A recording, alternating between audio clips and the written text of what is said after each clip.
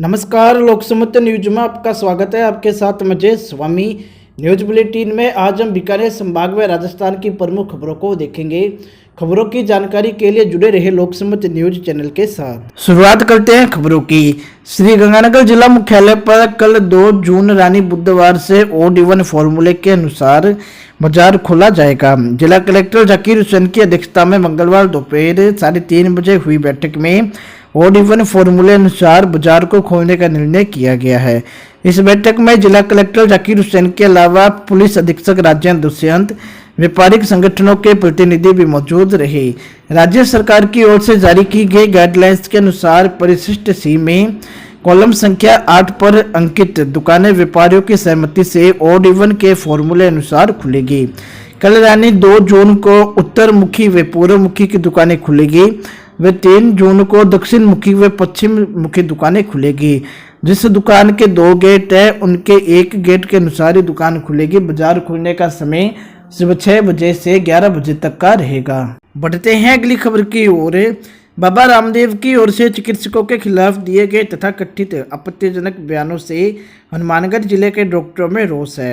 इन बयानों की Indian medical association ने कड़े शब्दों में निंदा की है। आईएमए से जुड़े सरकारी व निजी चिकित्सकों ने मंगलवार को कार्यस्थल पर काली पट्टी व काला मास्क बांधकर विरोध दर्ज कराया। आईएमए और सभी डॉक्टरों द्वारा बाबा जी के तथाकथित बयानों के विरोध में काला दिवस मनाया जा रहा है, जिसमें हम शांतिपूर्वक सभी डॉक्टर अपना कार्य निर्वहन करते हुए काली पट्टी, काला मास्क या काली टी शर्ट पहनकर कार्य करेंगे।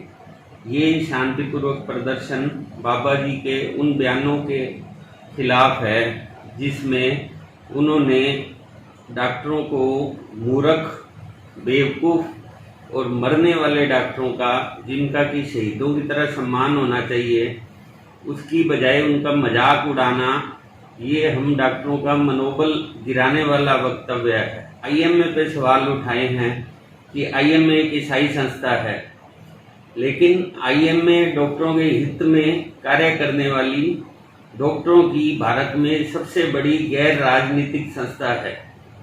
और आईएमए की स्थापना जरूर स्वतंत्रता से पहले हो गई थी, लेकिन आज की डेट में आईएमए विशुद्ध रूप से गैर राजनीतिक संगठन है।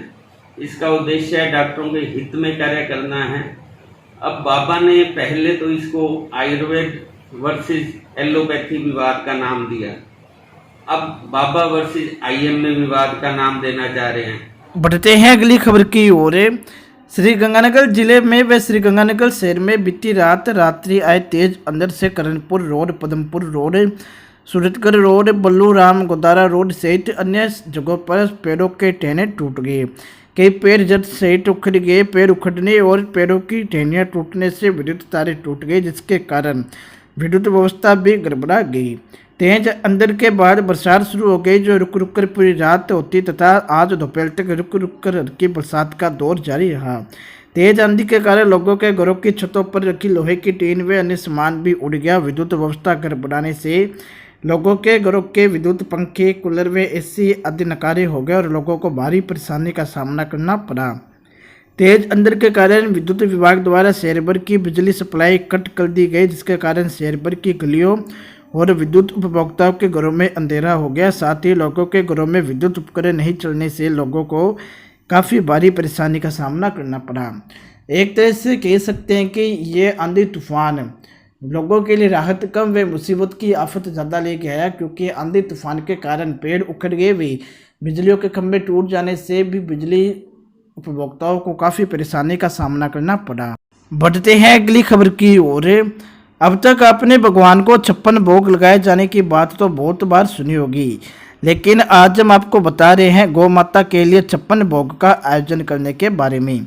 जी हाँ, चौंकिए मत। बीकानेर के नापासर कस्बे में आज गौ प्रेमियों ने फल, सब्जी, पकवान आदि से 56 भोग तैयार किया और गौ माता की तस्वीर रखकर उन्हें भोग लगाया।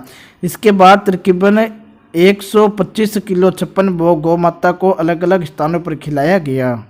नापासर दादी समाज के युवाओं द्वारा पिछले 30 दिनों से निरंतर पशुओं की सेवा की जा रही है, जिसके अंदर गौ माताओं के लिए निरंतर आहार किए जा रहे हैं, आहार की व्यवस्था की जा रही है, पक्षियों के लिए पालशियाँ लगाई जा रही है और गाँव में तमाम खेलियों को पानी से भरा जा रहा है। ये हमारे दादी समाज के युवाओं द्वारा कार्य किए जा रहे हैं।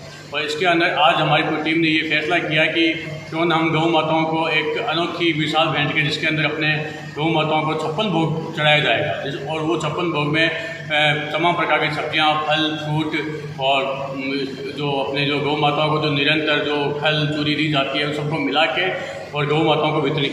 कई वर्षों में अपन ने देखा है कि भगवान के मंदिरों में भक्तों के द्वारा 56 भोग का आयोजन किया जाता है, लेकिन इस कोरोना काल में मेरी युवा टीम के द्वारा एक प्रोग्राम बनाया गया। उसमें निराश्रित गौ माताओं के लिए 56 भोग की व्यवस्था की गई है। उस 56 भोग में अलग अलग किस्म की दालें, दलहन, खल, गुड़ और हरी सब्जियों की व्यवस्था की गई है, जो भविष्य में भी अनेक तरीके के कार्यक्रमों के साथ में और भी आयोजन में किए जाएंगे। मेरी पूरी युवा टीम अलग अलग तरीके के पक्षियों के लिए भी पानी के जो बनाए जाते हैं उनकी भी व्यवस्था की गई है, उनके चारे, उनके खाने की व्यवस्था की जा रही है। उसके लिए मैं अपनी टीम के द्वारा सभी लोगों का साधुवाद करती हूँ। बढ़ते हैं अगली खबर की ओर।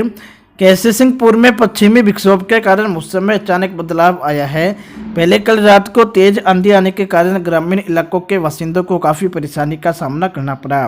तेज आंधी के कारण पशुओं के बारे हुए दुकानों के टीन शेड उड़ गए तथा दुकानों के बाहर लगे होर्डिंग्स व फ्लैक्स भी उखड़ गए। इस तेज आंधी से कुछ जगहों पर आगजनी की घटनाएं हुई, जिससे लोगों को काफ़ी नुकसान उठाना पड़ा।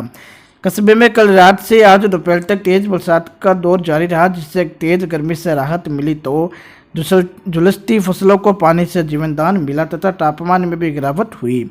अचानक मौसम बिगड़ने से लाइट खंभे गिर जाने से विद्युत आपूर्ति ठप रही। कैसे सिंहपुर कस्बे के कई गांवों में चने के आकार के ओले गिरने की जानकारी मिली, जिससे फसलों के नुकसान की आशंका जताई गई। हालांकि मौसम विभाग के अनुसार पश्चिमी विक्षोभ के कारण कैसे सिंहपुर सहित श्रीगंगानगर जिले के अनेक कस्बों व गांवों में भी आंधी तूफान में बरसात होने से मौसम खुशनुमा हुआ। बढ़ते हैं अगली खबर की ओर। हनुमानगढ़ में कपड़े की दुकानें भी निर्धारित समयावधि के लिए खोलने की स्वीकृति देने की मांग को लेकर जंक्शन बाजार के कपड़ा व्यापारियों ने मंगलवार को विधायक विनोद कुमार चौधरी के पुत्र भूपेंद्र चौधरी को ज्ञापन सौंपा। किलोट मर्चेंट्स एसोसिएशन के बैनर तले विधायक के प्रतिनिधि से मिले व्यापारियों ने बताया कि कोरोना काल में पिछले करीब 2 माह से उनकी दुकानें बंद हैं। दुकानें बंद होने के कारण उनका किराया भुगतना पड़ रहा है, कर्मचारियों को भी तनख्वाह देनी पड़ रही है, अन्य खर्चे भी पूर्व की तरह है।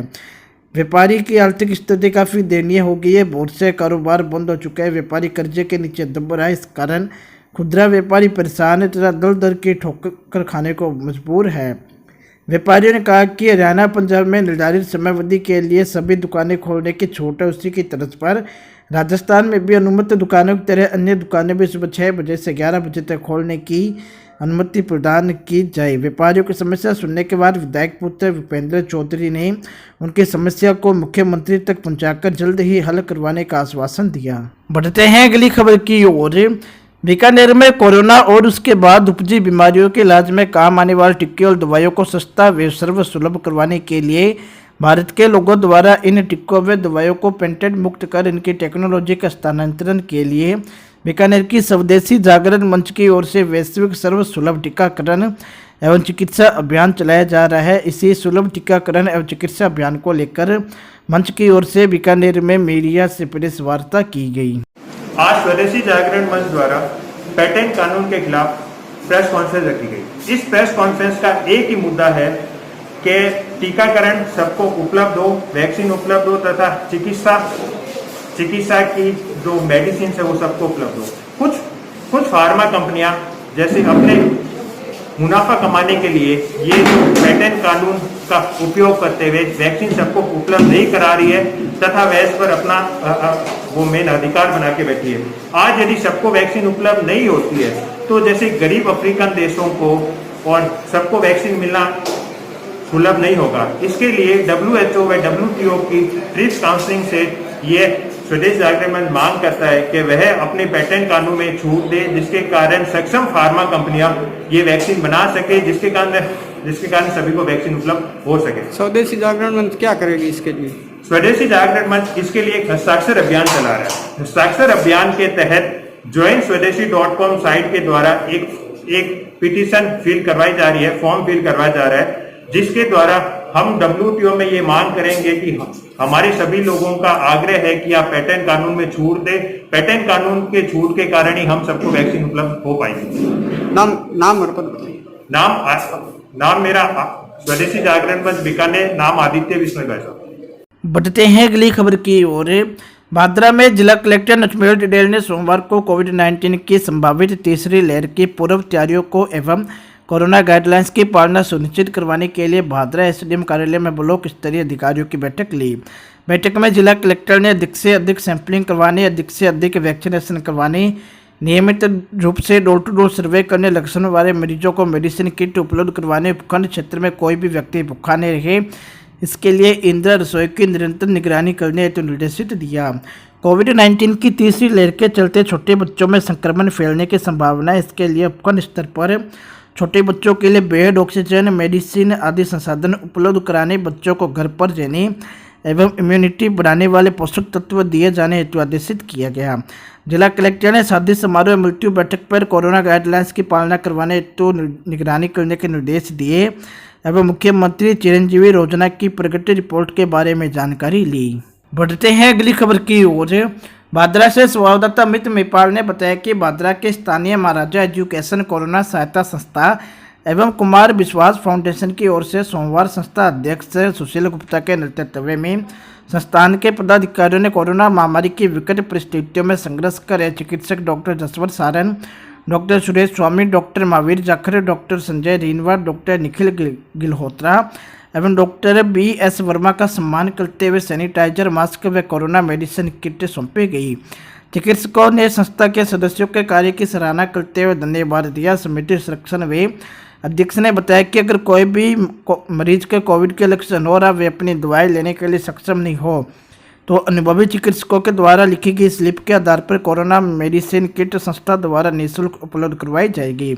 इस अवसर पर संस्था संरक्षक राजेंद्र गोयल, अध्यक्ष सुशील गुप्ता, उपाध्यक्ष सुशील खजोटिया, सचिव अनुभव बंसल, भवानी शंकर सोनी, रवि गोयल एवं किशोर कुमार आदि मौजूद थे। बढ़ते हैं अगली खबर की ओर। केसी सिंहपुर से संवाददाता रमेश झा ने बताया कि केसी सिंहपुर में 5 दिन पहले महिला को आत्महत्या के लिए दुष्प्रेरित करने के आरोपी कांस्टेबल मणिराम चौहान ने मंगलवार सुबह करीब 5 बजे थाने में पहुंचकर सरेंडर कर दिया। उसने कहा कि वह पुलिस को हर संभव सहयोग करेगा। उसका कहना था कि मामले की निष्पक्ष जांच होनी चाहिए, इसमें सारी स्थिति सामने आ जाएगी। कस्बे की निवासी महिला ने 5 दिन पहले 28 मई को नहर में कूदकर जान दे दी थी। महिला ने मौत से पहले वीडियो सोशल मीडिया पर वायरल किया था जिसमें महिला ने सिपाही मणिराम चौहान पर दुष्कर्म, यौन शोषण व ब्लैकमेलिंग करने के आरोप लगाए और मणिराम चौहान को अपनी मौत का जिम्मेदार ठहराया था। हालांकि इस मामले को लेकर कल कस्बा वासियों के द्वारा पुलिस थाने में विरोध प्रदर्शन भी किया गया था। वह महिला के पति के द्वारा पुलिस थाने में परिवाद भी दिया गया था। बढ़ते हैं अगली खबर की ओर। बिंजवाला से संवाददाता शिषपाल तेरपुरिया ने बताया कि बिंजवाला के 36 LNP के इंद्र सेन खिच्चर पिछले 1 माह से प्रशासन से गुहार मांग रहा था और लिखित भी प्रशासन को दी हुई थी, लेकिन उसको कोई न्याय नहीं मिलने पर इंद्र सेन ने उप तहसील के आगे 9 बजे से 5 बजे तक धरना दिया, जिस पर प्रशासन ने उसे धरने से उठने व उसकी मांग को जो रास्ता देने की थी उससे पूर्ण आश्वासन दिया कि 1 जून को 11 बजे दोपहर आपको रास्ता दे दिया जाएगा, जिस पर इंद्र सेन उप तहसील के आगे से धरना उठा लिया। और 1 जून के 11 बजे वर्षा में भी नायब तहसीलदार राजकुमारी बिश्नोई ने गमूर वाली पुलिस जाब्ते के साथ पटवारी गिरदावर को साथ लेकर रास्ता खुलवाकर इंद्र सेन को शांतिपूर्वक रास्ता दिलवा दिया, जिसके लिए इंद्र सेन खिच्चर ने तहसीलदार, नायब तहसीलदार, गमूर वाली थाना प्रभारी व एडवोकेट दयाराम शर्मा का आभार प्रकट किया। बढ़ते हैं अगली खबर की ओर। केसी सिंहपुर से संवाददाता रमेश जग्गा ने बताया कि केसी सिंहपुर कस्बे में एक मार्मिक दृश्य देखने को मिला, जहां दिवंगत मां की अर्थी को बेटियों के द्वारा कंधा दिया गया तथा बेटों ने भी अर्थी को कंधा दिया। जिस किसी ने भी इस दृश्य को देखा उनकी आंखें नम हो गई। जानकारी के अनुसार कस्बे के वार्ड नंबर 6 में महिला संतोष कुमारी धर्मपत्नी मोहन लाल काटपाल की मृत्यु होने पर उनकी बेटियों व बेटों ने शवरात्रि में अपनी मां की अर्थी को कंधा दिया। बढ़ते हैं अगली खबर की ओर। बिंजवाला से संवाददाता शिषपाल तेरपुरिया ने बताया कि आज श्री विश्वकर्मा सुतार एकता फोरस की तरफ से गरीब झुग्गी झोंपड़ी वालों को राशन की किट वितरण की गई, जिसमें तहसील अध्यक्ष राजेश राजू माकर, प्रवक्ता बुद्धराम सुतार, बिंजवाला अध्यक्ष कालूराम सुतार, राजकुमार माकर, राकेश सुतार, पारस सुतार, बुट्टा सिंह, निर्बल वेल्डिंग वर्कर्स वाले, एकदम सिंह, हनुमान सर, गौरी शंकर टेरपुरिया, रुआ पत्रकार, थाना अधिकारी कलतार सिंह व रायसिया लिम्बा आदि मौजूद रहे। थाना अधिकारी कलतार सिंह ने श्री विश्वकर्मा एकता सुधार फोरस कोरोना वायरस में पिछले साल व इस साल में गरीबों व सहयोग की मदद के लिए आगे आ रही है, जिसे हमारी पुलिस थाना स्टाफ की तरफ से श्री विश्वकर्मा सुधार एकता फोरस का आभार पुलिस के द्वारा किया गया। तहसील अध्यक्ष राजेश राजू माकर ने बताया कि भामाशाह को आगे आना चाहिए और इस महामारी में गरीब एवं सहयोग की मदद करनी चाहिए। अपने घरों की छतों पर मिट्टी के बर्तन व पानी व दाना आदि पक्षियों के लिए रखने चाहिए। बढ़ते हैं अगली खबर की ओर। बिंजवाला के गमूरवाली क्षेत्र में पुलिस थाना के सामने रात्रि को आए तूफान से बिजली के दर्जनों खंभे टूट जाने से तारे बिछे रोड पर।